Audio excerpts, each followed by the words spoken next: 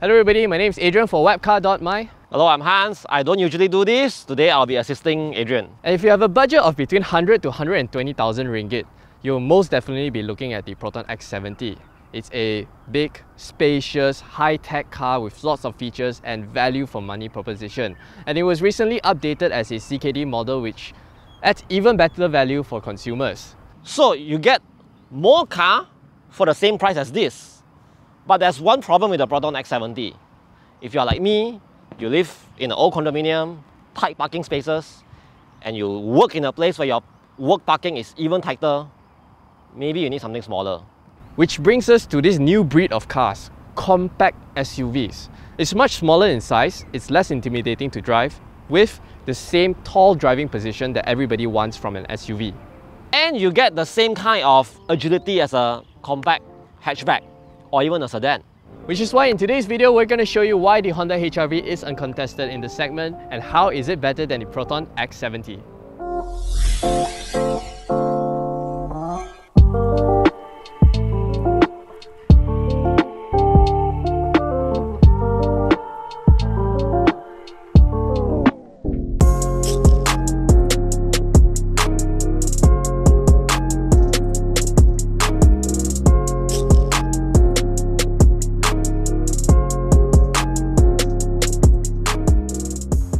Hans, look here, mine is the range-topping RS model, gets the full sporty treatment. Full LED headlamps, dark chrome on the grille. I have LED fog lamps, black garnish. Yours is just plastic. Black side mirror caps, large 18-inch dual-tone alloys. And have you seen my tail lamps? Yeah, the LED tube lights, yeah, it looks very cool, suitable for flashy young people. But it's a substance that matters, okay? So flashy, but no power. This drives so much better. Yeah, halogen headlamps, but you know how much it costs to replace this? How much it costs to replace that? Yeah, the 18-inch wheels looks really cool. Wait till you change tires. Young people never think far. I got passion red pearl. Yeah, okay. Why we say that the HR-V is an extremely practical car? Because the tailgate is very light and easy to operate, so female drivers will not have a problem using this. And once it opens up, the load lip is rather low. It's lower than a Honda Civic. Hang on, how is an SUV's boot height be lower than a Honda Civic, which is a very low car? That's because the design of a traditional 3-box sedan, the boot opening is a little bit smaller and it has a load lip of around here, around my waistline. Whereas the HR-V, which is a SUV, you have the entire tailgate opening. And let me prove it to you. The load lip is just over 2 feet. And despite the HR-V being a smaller boot than the Honda Civic at around 437 litres, its low load lip and wide aperture makes it easier and more practical to load items in the HR-V. And this is another reason why the HR-V is a lot more user-friendly than the Proton X70, which has a very high boot floor height. So it makes it very difficult to load strollers and large items in the X70. HR-V practical. But how about your hybrid? Usually a hybrid car, the boot size is a little bit smaller because they need to fit the hybrid battery. But here, it's 30 litres smaller than the RS, but you can't tell the difference really. Actually, it doesn't look 30 litres smaller, and I think that's because the boot floor is ever so slightly raised compared to the petrol version. Yeah. And for me, that's actually even easier to load stuff into it than the one. That's true. Yeah. Hey Hans, what is this? Flimsy way. Young people really don't know anything. This is the best thing about, another best thing about the HR-V, right? So a lot of hatchbacks or even SUVs, you have a tonneau cover that you usually pull to cover your belongings. And that would mean that you need a big bar across it. What are you going to do with the bar when you fold down the seats and you have to carry a lot of things? You shove the bar where? Inside the car. This, you simply fold it like this. Doesn't take up any space. So earlier you mentioned that the HR-V is a B segment SUV, and that's one segment smaller than the C segment Proton X70. Yep. But believe it or not, it is the HR-V that actually fits more stuff than the Proton X70. No way lah. So how? Smaller car on the outside can fit more things on the inside. Doesn't make sense, right? Let me show you. So first, the seats fold completely flat. And that's really important because imagine when you're loading a large furniture, a rack or shelf or something. I think you can even fit a bicycle in here. Multiple bicycles. But there's one final party trick that makes the HR-V the king of practicality. And that's the Ultra seats. So what you do is, you flip the seats up like this, push this down to lock it, and look at this space.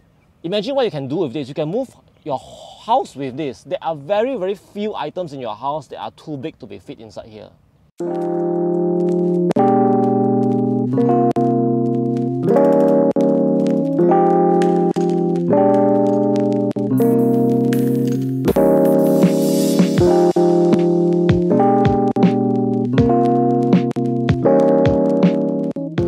I don't care what people say, I prefer the interior of the HR-V Hybrid. I mean, a lot of people say that this one is the lower spec one and the RS is the high grade with all the bells and whistles. But I think a lot of that has to do with the instrument cluster in the HR-V Hybrid. Yeah, this looks much better. It looks a lot more high-tech, it has a lot more functions, and you have a dedicated control on the steering wheel that changes. The steering wheel buttons are better, more sophisticated than the simpler ones in the RS. Just because of these three little buttons here. Yeah. And you have two LCD displays on either side. One tells you the transmission situation, your power, your charge, and on the other side is all your driving information. The multi-info display, yeah. And I think one thing that's very cool is that in a HR-V Hybrid, the center ring color, you can change it between pink, yellow, purple, red. Yeah, but it stays green when you're driving efficiently. Yeah. Now speaking of interior quality, I know a lot of people will compare this against the Proton X70, but everybody forgets that the X70 is one class above. It's a C-segment competitor against the Honda CR-V, the much more expensive big brother. So, material quality, yes. Have to admit. So, while we love the car's practicality, it's much more practical than the X70, but we have to admit, touch and feel, it's quite lacking compared to the X70. But then again, it's par for the cost in this segment and class. Yeah. And if you compare with other B-segment SUVs, it's still a lot better than anything else. I mean, in terms of space, practicality, look balance. At our shoulder room and all. Yeah. On the surface, you might think that, you might read that the RS is a top spec, the hybrid is very low specs and all. Yeah, but if you look at it in detail, actually it's not, you know. And look at this, the leather seats, they are not full leather, they're only half leather, it's fabric here. But surprisingly, this is the better seat. This is the more comfortable seat than the full leather in the RS. It's not all great in the cabin of the HR-V, there are some downsides as well, starting from this center armrest storage.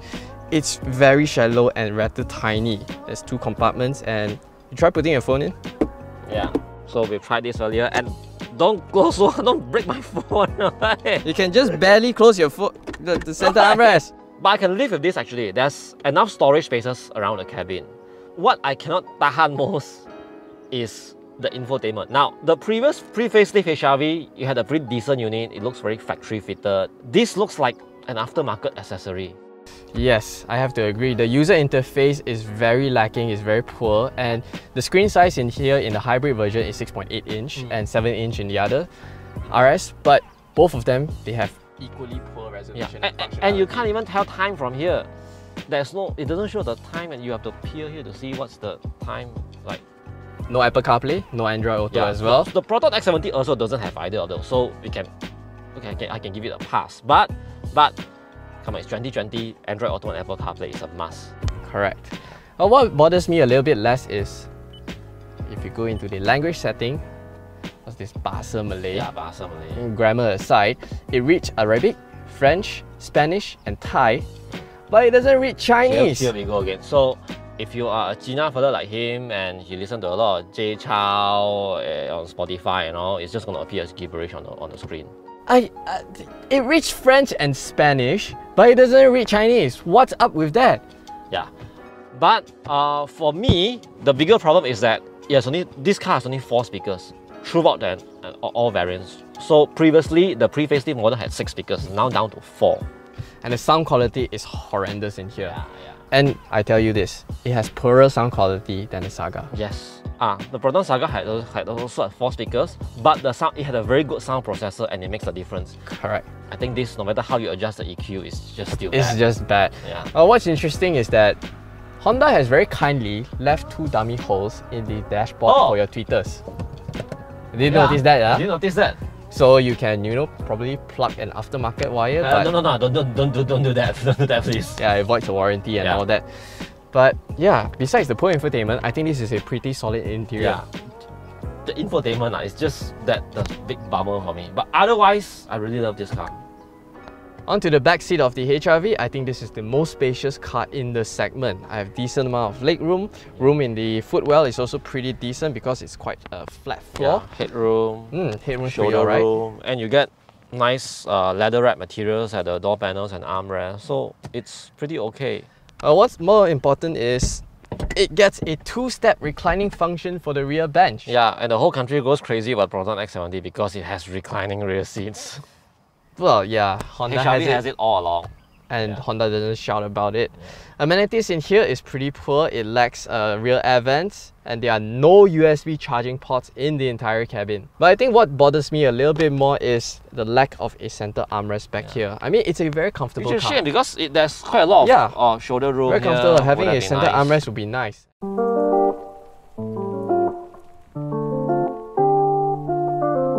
So Hans, we're now driving in the HR-V Hybrid and it's different from what I understand than the systems in the City and Jazz Hybrid. Yeah, so even though the engine capacity is the same, they are both 1.5 litre, this runs on direct injection. The City and the Jazz runs on port injection. And the City and the Jazz Hybrid, the engine runs on Atkinson cycle, which without going to making things too complex is basically extended opening time of the valves, more for efficiency, but very little torque. This is much more performance oriented. It runs on regular auto cycle, direct injection, paired to a powerful electric motor, gives you a lot of boost. Now the electric motor delivers 160 Newton meters from 0 to 1313 RPM, and I think that gives very sprightly off-the-line performance. So 190 Newton meters doesn't sound like a lot on paper, but the thing with hybrids and electric cars as well is that how the torque is delivered makes it, in the real world, the performance is far better than a normal combustion engine cars. So let's just talk about, let's imagine you are driving down the road, you are doing 80, you want to make an overtaking. You just floor the throttle and the torque it just keep push and push and push. It's like, and it's very different from I felt it. It doesn't felt like 190 Newton meters. Yeah, it definitely feels more than that. Another pressing question about this hybrid system is it uses a 7-speed dual clutch transmission. Dry clutch some more. Dry clutch some more. Sensitive topic in Malaysia. But more importantly, how does it drive? So without going into too much technical details, because this is paired to a hybrid motor, you don't get the kind of jerky feeling when you're creeping along in slow traffic like most dual clutch transmissions do. Why? Because when you're creeping along in traffic, it is the motor that's driving the car. So it masks the torque gap when you are switching gears, you see. So you don't get the kind of jerky feeling. It drives very smoothly, in fact. However, I have to add that when the engine does kick in, when it switches between electric motor and petrol engine, you do feel a little bit of jerk compared to an equivalent Toyota hybrid. But I have to say, it's still very refined. Still very refined. You notice it if you pay attention to it. You try to find it. Yeah. Okay, Hans, let's address this button right here. Sport. I press that? Yeah. So, so it sharpens up the throttle. It increases the electric motor's boost. Transforms. I mean, it makes the car faster than it already is. Yeah, but honestly, I don't need it. Even in the normal default mode, the normal standard mode with the pedal shifters, I'm happy enough with the performance. I hardly use a sport mode. Now, this being a hybrid motor, fuel economy. I think the fuel economy in this is very impressive. I can easily do 18-17 kilometers per litre, and that translates to under 5 litres per 100 km. Which is very close to the claim consumption. So the claim fuel consumption is 4.4 litres per 100 km. And of course that's in a lab condition. But in the real world, you can easily do 5 litres without even trying. Let's move on to the RS.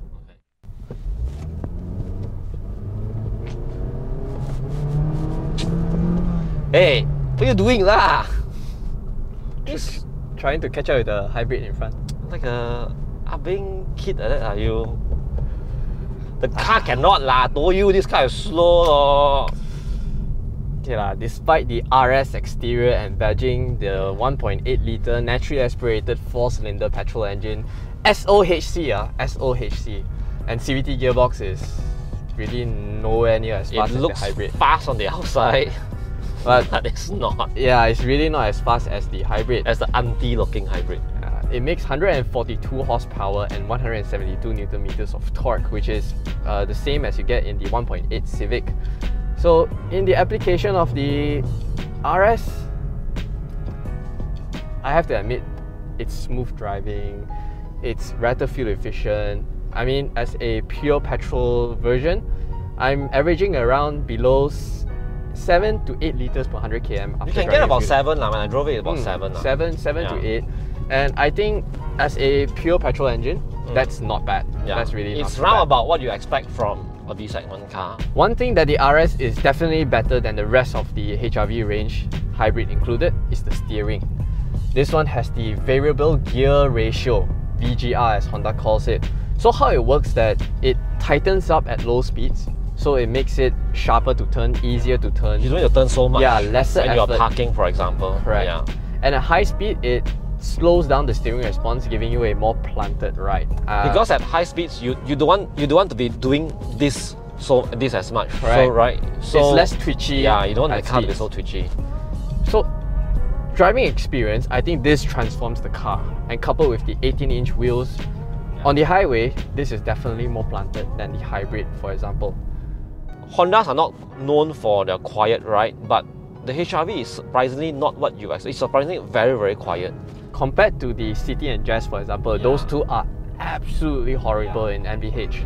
But this one, even though this shares the same platform as City and Jazz, but it's so much more refined. In fact, it's comparable to a C segment car. correct, Yeah. comparable to a C segment. Yeah. Now, on the topic of it being a B segment platform, the suspension is not all that great, no matter the hybrid or the RS, the normal petrol version. Having said that, it has been improved. It's a lot better than the pre-facelift model. The pre-facelift model, most of the customers complained was the car was very floaty around the corners, and especially when driving at highways. And for this kind of car, you'll definitely be using it on the highway, your balik kampung, all these kind of activities. But on the highway, it's just very twitchy, its body roll was very noticeable. But on the facelift, they have improved it significantly. Is it the best? Yeah. Definitely not. It's not as good as the Mazda CX-3, for example. That is a lot more planted. Comfort-wise, in the same price point, the X70 is definitely going to be more quiet, more refined, more sophisticated in its ride. But I think that this is acceptable. Yeah, In very the acceptable. city driving, this is par for the course. Supple when it needs to. And remember, this is running on 18-inch wheels, the RS version. Which I'm not a big fan of, the 18-inch wheels. You're Yeah. talking about replacement cost versus the 17-inch in a hybrid. 100 ringgit more per tyre. 150 ringgit Yes. more per tyre. So set of 4, you're talking about 600, almost 600 ringgit more. The difference. Yes, I am not fan of the 18-inch wheel, how it rides. It's a little bit crashy over bumps and all that. Cool, man. Yeah, but you want stylo. Stylo, like man. that, Looks young cool, man. people like you Looks want cool, stylo, man. okay lor. So in conclusion, I think the Sport Hybrid is more powerful in a straight line and it gives you a very strong torque delivery. But for driving wise, I think the RS is a little bit sharper to drive. And I think it's no less sporty. You still have pedal shifters to play with. You get to put the transmission in sport mode as well. And the black headliner just makes it a little bit more compact, like you're in a small little sports car. Enough. Hina. So after driving both cars back to back, how do we choose? My pick would definitely be the Honda HR-V RS, simply because I love the sporty exteriors and the 4,000 ringgit difference between the two. I get additional features in this and also the sporty exterior. My choice is easy. For me, the choice is a lot more difficult. Why do I have to choose between the two? Why can't I have the hybrid engine inside the RS, the beautiful RS body? But if you force me to pick one, I will have to agree with Adrian that, okay, the RS is the one for me. So even though I love the hybrid's performance, the fuel saving, I think I can live with a little bit less performance, but what tipped me over was lane watch. Having tried it, it's hard to go back to a regular blind spot monitor. Lane watch just makes city driving, especially in the rain, in the night, so much easier. And it's something that I use every day. I can see why people will pick the HR-V over the X70. The Honda is simply a more compact and well-rounded package in the city. However, its position will be threatened by the upcoming Proton X50. In order to keep its market leadership position, we hope Honda can do something to improve the products. We love this hybrid engine, keep it, but how about wrapping it in the beautiful RS body? And if you could, please do something about the infotainment. Yeah, Hans really hates the infotainment. Maybe update it with Apple CarPlay and Android Auto? In a nutshell, if straight line performance and fuel economy is your kind of thing, the Honda HR-V Hybrid would be the choice for you. But if you prefer something a little bit sexier and the convenience of Honda Lane Watch, the RS would be the choice for you. Thanks for watching, we hope you enjoyed this video. Make sure to subscribe to our YouTube channel for more videos like this. And let us know in the comment section below, how would you pick? The Hybrid, RS, or the Proton X70?